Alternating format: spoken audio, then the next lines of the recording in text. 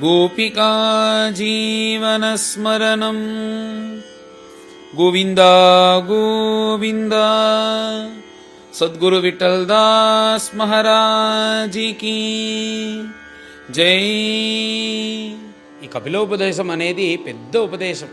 దీంట్లో భగవంతుడు సాంఖ్యతత్వం, బ్రహ్మ విద్య, యోగ మార్గం, భక్తి మార్గం అంటూ దండిగా విషయాలు చెప్పారు. దాదాపు 25వ అధ్యాయం నుంచి 33వ అధ్యాయం వరకు భగవంతుని యొక్క ఉపదేశం ఈ తృతీయ స్కంధంలో.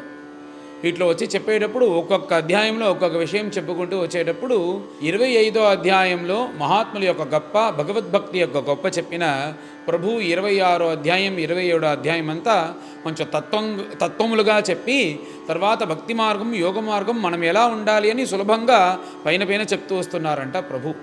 ఎలాగైతే భగవంతుడు ఈ ప్రపంచాన్ని సృష్టి చేశాడో అప్పుడు ఈ జీవాత్మ కూడా సృష్టి అయ్యేటప్పుడు అమృతమయంగానే జీవాత్మ కూడా ఉన్నింది.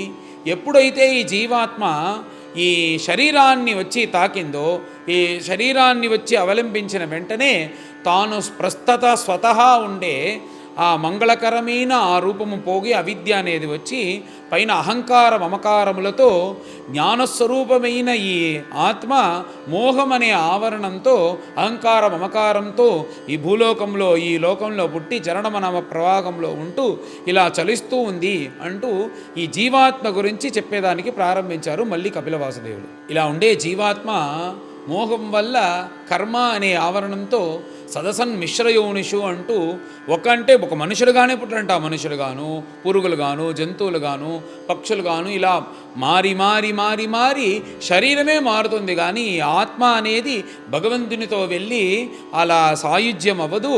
కానీ ఈ ఆత్మ ఒక్కొక్క శరీరంలో ఇలా లోపలికి వెళ్ళి బయటికి రావడం అంటూ ఇలా ఇది జరుగుతూ వస్తుంది. దానికి కారణం మోహం అనే అవిద్య వల్లే ఇదంతా జరుగుతుంది అని ఇక్కడ అమ్మ దగ్గర ఉపదేశం చేశారు కపిల వాసుదేవులు. ఇలా చెప్పిన వెంటనే దేవహూతి పైన ప్రశ్నిస్తుందంట కపిల వాసుదేవుని.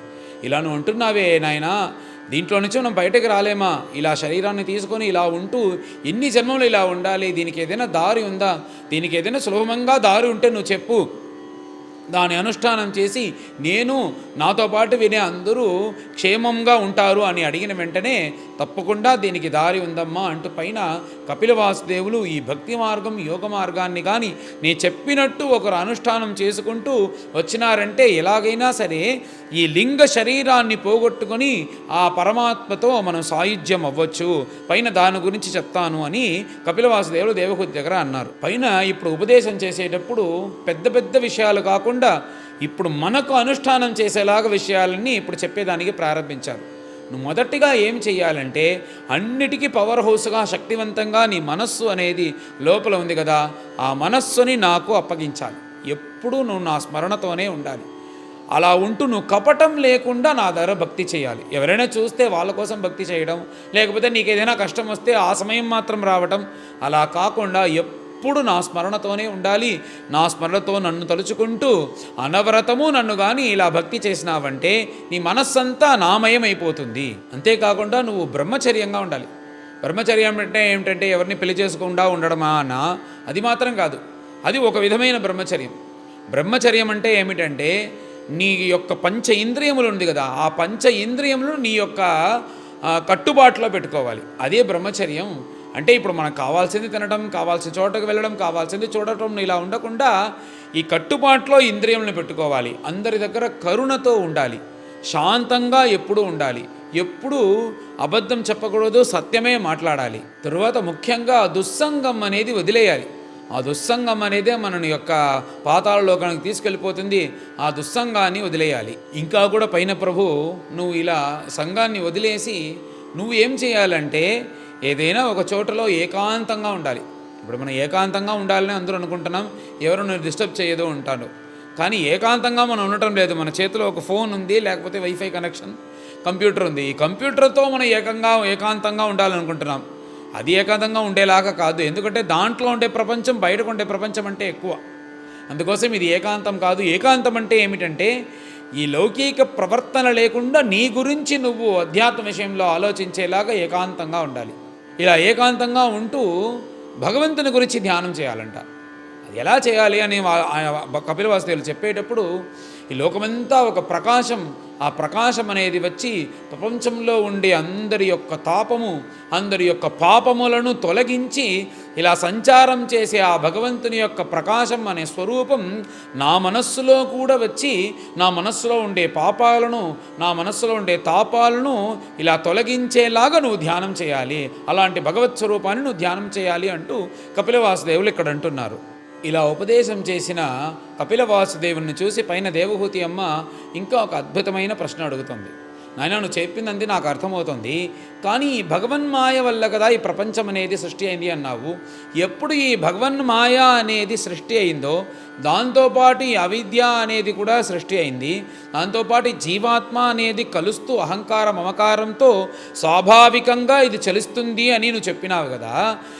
ఎలాగైతే భగవన్మాయ అనేది ఉందో అప్పుడు ఈ అహంకారం మమకారం అన్నది ఉండే తీరుతుంది కదా. దాన్ని వదిలేసి జీవాత్మ అనేది ఎలాగ భగవంతునితో వెళ్ళి అలా సాయుధ్యం అవుతుంది.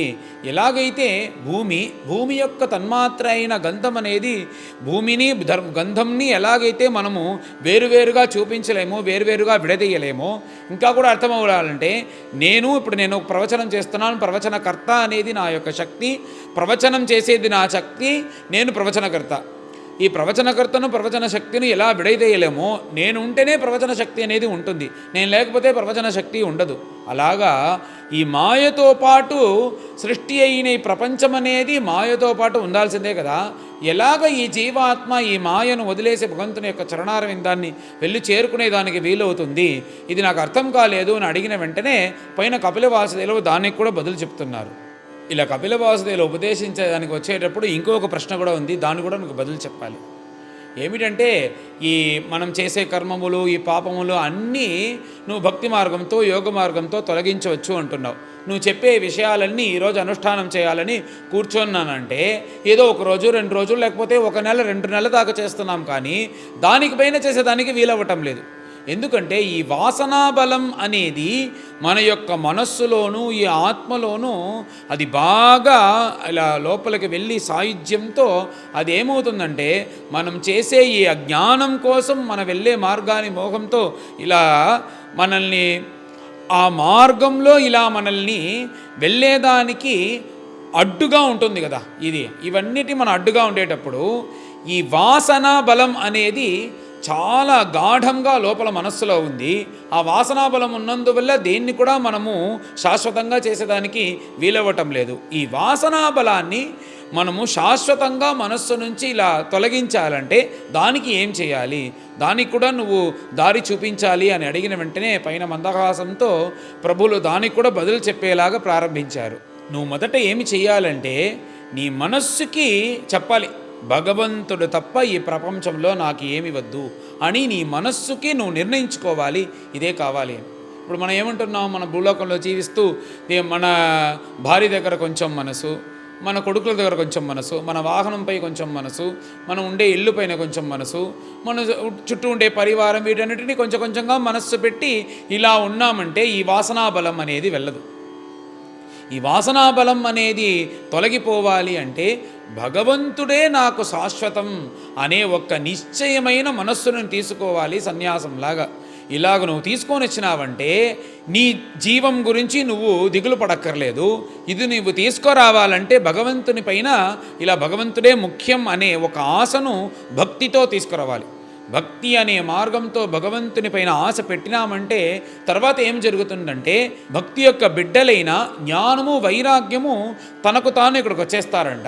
వైరాగ్యం అంటే ఏమిటంటే, ప్రపంచంలో ఏది శాశ్వతం కాదు అనే ఒక చింతన నీ మనస్సులో వచ్చేస్తుంది. అప్పుడు శాశ్వతం కాదు అని నువ్వు ఇలా చింతించావంటే తర్వాత అది ఆటోమేటిక్గా భగవంతుని దగ్గరికి వెళ్ళిపోతుంది. ఇది వైరాగ్యం. తర్వాత జ్ఞానం అంటే ఏమిటంటే, సర్వత్ర బ్రహ్మదర్శనం, అన్ని చోట్ల భగవంతుడే ఉన్నాడు అనే జ్ఞానము, వైరాగ్యము. ఈ భక్తి అనే తల్లిని తీసుకున్నామంటే, స్వీకరించినామంటే మనము అచంచలంగా శ్రద్ధగా జ్ఞాన వైరాగ్యం అనేది నీ దగ్గర వచ్చేస్తుంది. ఈ జ్ఞాన వైరాగ్యం కానీ నీ దగ్గర వచ్చిందంటే తరువాత ఈ మోహం అనే అజ్ఞానాన్ని అది వెళ్ళగొట్టేస్తుంది. ఎలాగైతే దీనికి ఉదాహరణ చెప్పేటప్పుడు ఇక్కడ పరమ పవిత్రమైన అగ్ని యాగయజ్ఞముల కోసం ఒక అరణి అనే ఒక కర్రలో ఇంకొక కర్ర పెట్టి ఇలా మథనం చేసినారంటే దాంట్లో నుంచి ఒక అగ్ని వస్తుంది కదా. ఇలాగనే మనకు మోహం అనే అజ్ఞానంతో అక్కడ ఉండేంత వరకు దాంట్లో ఈ శరీరం అనేది వస్తూనే ఉంటుంది. ఈ జ్ఞాన వైరాగ్యం భక్తి ఏం చేస్తుందంటే దానికి ఆధారంగా ఉండే అరణి ఒక కర్ర ఉంది కదా, ఆ కర్రనే అరణి కర్రలాగా ఈ మోహం అనే ఆధారం ఉందంట. ఈ మోహాన్ని తీసేసినామంటే మనకు భగవంతుని దగ్గర అచంచలమైన భక్తి వచ్చి జ్ఞాన వైరాగ్యంతో ఈ శరీరాన్ని పోగొట్టుకొని మాయను దాటి భగవంతుని యొక్క చరణారవిందాన్ని వెళ్ళి చేరుకోవచ్చు అని కపిల వాసుదేవులు అంటున్నారు.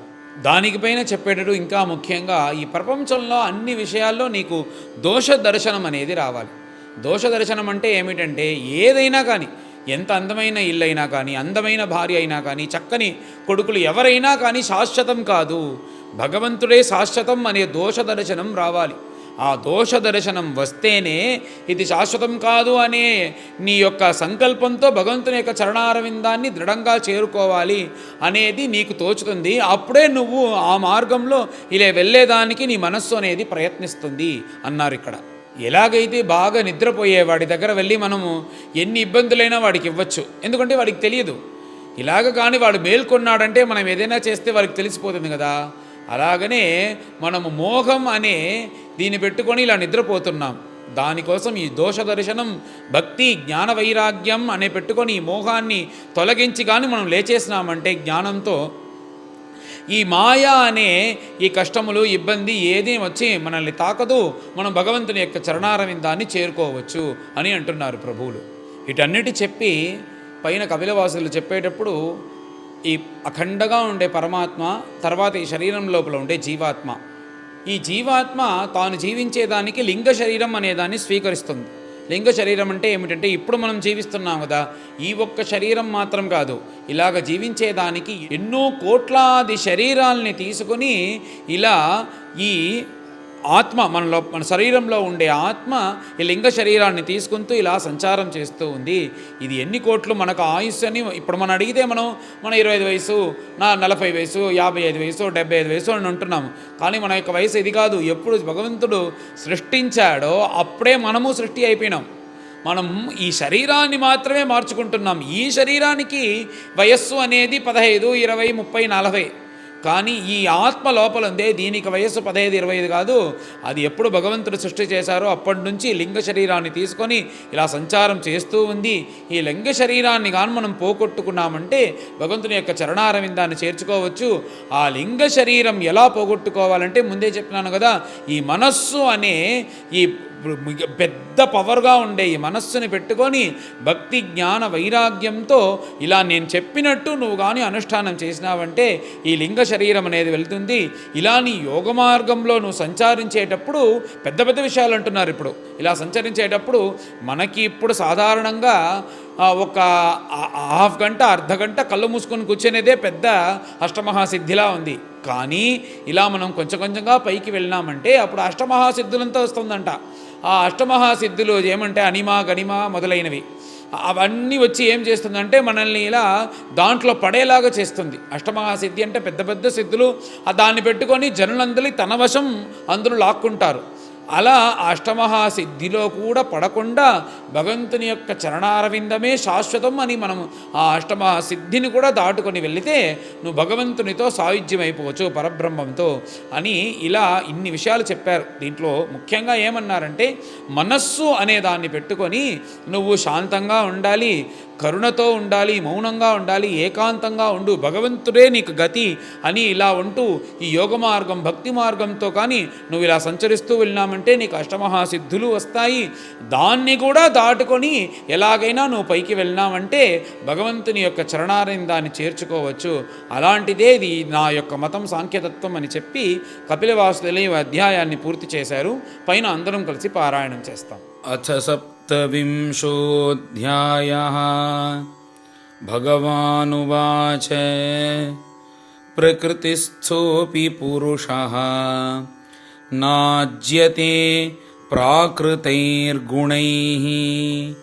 అవికారాత్ అకర్తృత్వాత్ निर्गुणत्वात् जलार्कवत् स एष यर्हि प्रकृतेः गुणेषु अभिविषज्यते अहङ्क्रिया विमूढात्मा कर्तास्मीति अभिमन्यते तेन संसारपदवीम् अवशो अभ्येत्य निर्वृतः प्रासङ्गिकैः कर्मदोषैः सदसन्मिश्रयोनिषु अर्थे ह्यविद्यमानेऽपि संसृतिः न निवर्तते ध्यायतो विषयानस्य स्वप्ने अनर्थागमो यथा अत एव शनैश्चित्तं प्रसक्तम् असतां पथि भक्तियोगेन तीव्रेण विरक्त्या च नयेद्वशं यमादिभिः योगपथैः अभ्यसन् श्रद्धयान्वितः मयि भावेन सत्त्वेन मत्कथाश्रवणेन च सर्वभूत समत्वेन निर्वैरेण अप्रसंगतः ब्रह्मचर्येण मौनेन स्वधर्मेण बलीयसा यदृच्छयोपलब्धेन सन्तुष्टः मितभुङ्मुनिः विविक्तशरणः शान्तः मैत्रः करुण आत्मवान् सानुबन्धे च देहेऽस्मिन् अकुर्वन् असदाग्रहम् ज्ञानेन दृष्टतत्त्वेन प्रकृतेः पुरुषस्य च निवृत्तबुद्धि अवस्थानः दूरीभूतान्यदर्शनः उपलभ्य आत्मनात्मानं चक्षुषेव अर्कम् आत्मदृक् मुक्तलिङ्गं सदाभासम् असति प्रतिपद्यते सतो बन्धुमसच्चक्षुः सर्वानुस्यूतम् अद्वयम् यथा जलस्थ आभासः स्थलस्थेन अवदृश्यते स्वभासेन तथा सूर्यः जलस्थेन दिवि स्थितः एवं त्रिवृत् अहङ्कारः भूतेन्द्रियमनोमयैः स्वाभासैः लक्षितोनेन सदाभासेन सत्यदृक्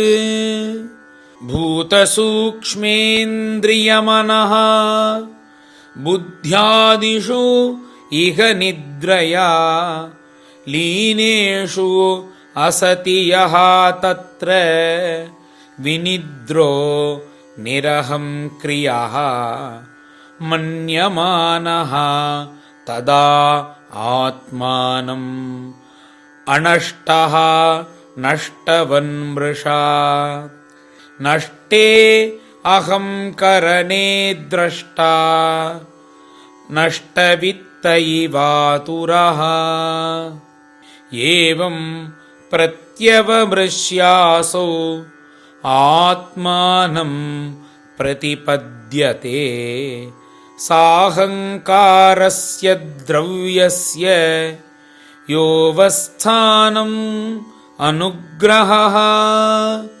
देवहूतिरुवाच पुरुषं प्रकृतिर्ब्रह्मन् न विमुञ्चति कर्हिचित् अन्योन्य अपाश्रयत्वाच्च नित्यत्वात् अनयोः प्रभो यथा गन्धस्य भूमेश्च न भावो व्यतिरेकतः अपां रसस्य च यथा तथा बुद्धेः परस्य च अकर्तुः कर्मबन्धोऽयं पुरुषस्य यदाश्रयः गुणेषु सत्सु प्रकृतेः कैवल्यं तेष्वतः कथम् कच्चित्तत्त्वावमर्शेन निवृत्तं भयमुल्बणम् अनिवृत्तनिमित्तत्वात् पुनः प्रत्यवतिष्ठते भगवानुवाच अनिमित्तनिमित्तेन स्वधर्मेण अमलात्मना तीव्रया मयि भक्त्या च श्रुतसंभृतया चिरम् ज्ञानेन दृष्टतत्त्वेन वैराग्येण बलीयसा तपोयुक्तेन योगेन तीव्रेण आत्मसमाधिना प्रकृतिः पुरुषस्येह दह्यमाना तु अहर्निशम् तिरोभवित्री शनकैः अग्नेर्योनिरिव अरणिः भुक्तभोगा परित्यक्ता दृष्टदोषा च नित्यशः नेश्वरस्य अशुभं धत्ते स्वे महिम्नि स्थितस्य च यथा ह्यप्रतिबुद्धस्य प्रस्वापः बहु अनर्थभृत् स एव प्रतिबुद्धस्य न वै मोहाय कल्पते एवं विदिततत्त्वस्य प्रकृतिः मयि मानसम् युञ्जतो नापकुरुत आत्मा रामस्य कर्हिचित् यदैवम् अध्यात्मरतः कालेन बहुजन्मना सर्वत्र जातवैराग्यः आब्रह्मभुवनान्मुनिः मद्भक्तः प्रतिबुद्धार्थः मत्प्रसादेन भूयसा निःश्रेयसं स्वसंस्थानं कैवल्याख्यं मदाश्रयम् प्राप्नोतीहाञ्जसा धीरः स्वदृशात् छिन्नसंशयः यद्गत्वा न निवर्तेत योगी लिङ्गात् विनिर्गमे यदा न योगोपचितासु चेतः मायासु सिद्धस्य विषज्जतेऽङ्ग अनन्यहेतुषु अथ मे गतिः स्यात् आत्यन्तिकी यत्र न मृत्युहासः। श्रीहरये नमः। इति श्रीमद्भागवते महापुराणे तृतीयस्कन्धे कपिलोपाख्याने 27. गोपिका जीवनस्मरणम् गोविन्द गोविन्द। सद्गुरु विठ्ठलदास महाराज की जय।